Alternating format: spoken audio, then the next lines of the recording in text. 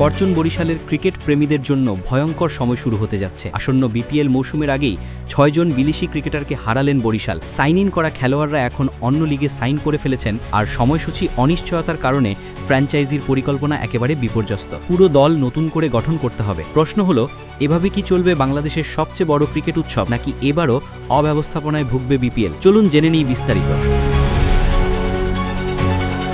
Fortune বরিশালের জন্য বিপিএলের আগে এক বড় ধাক্কা এসেছে। আগের মতো প্রস্তুত দলে ৬ জন গুরুত্বপূর্ণ বিদেশি ক্রিকেটারের সঙ্গে চুক্তি থাকলেও সবকিছু বাতিল হয়ে গেছে। বিষয়টি নিশ্চিত করেছেন ফ্র্যাঞ্চাইজির কর্ণধার মিজানুর রহমান। বরিশাল ইতোমধ্যে আগামী আসরের জন্য পরিকল্পনা শুরু করেছিল এবং মনে করেছিল দল আগের মতোই সম্পূর্ণ থাকবে। এই ধারণার ভিত্তিতে তারা ৬ জন বিদেশি ক্রিকেটারের সঙ্গে সাইন ইনও সম্পূর্ণ করেছিল, কিন্তু বিপিএলের সময়সূচি প্রকাশ না হওয়ায় পরিস্থিতি জটিল হয়ে ওঠে। অন্যদিকে বিভিন্ন আন্তর্জাতিক লিগগুলো ইতোমধ্যে তাদের সময়সূচি ঘোষণা করেছে এবং দলগুলো খেলোয়াড় সাইন করতে শুরু করেছে।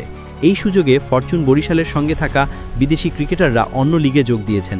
Jimmy Neesham, Kyle Mayers, Fahim Ashraf, Romario Shepherd, Shaheen Shah Afridi, এই ৬ জন খেলোয়াড় এখন ভিন্ন টুর্নামেন্টে অংশ নিচ্ছেন। এর ফলে ফরচুন বরিশালের সঙ্গে তাদের চুক্তি কার্যত বাতিল হয়ে গেছে। মিজানুর রহমান বিষয়টি ব্যাখ্যা করে বলেন, আমরা বিপিএলের জন্য তাদের সঙ্গে চুক্তি করেছিলাম, কিন্তু সময়সূচি না থাকার কারণে খেলোয়াড়রা নিশ্চিত হতে পারেননি যে টুর্নামেন্ট সময়মতো হবে, তাই তারা অন্য লিগের সুযোগ হাতছাড়া করতে চাননি। অর্থাৎ বর্তমানে ফরচুন বরিশালের অধীনে কোনো বিদেশি ক্রিকেটারই নেই, এমনকি খেলোয়াড়রাও নিজেরাই চুক্তি বাতিলের আহ্বান জানিয়েছেন যাতে অন্য লিগে অংশ নিতে পারেন।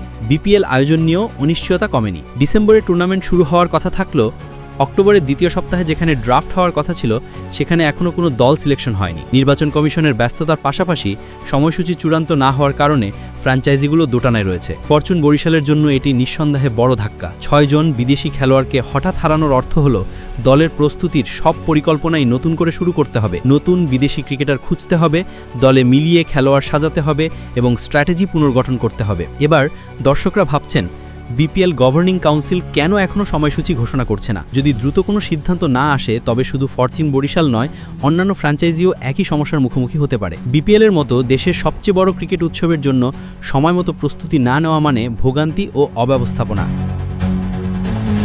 সব মিলিয়ে ফরচুন বরিশালের জন্য এটি এক ভয়াবহ বাস্তবতা।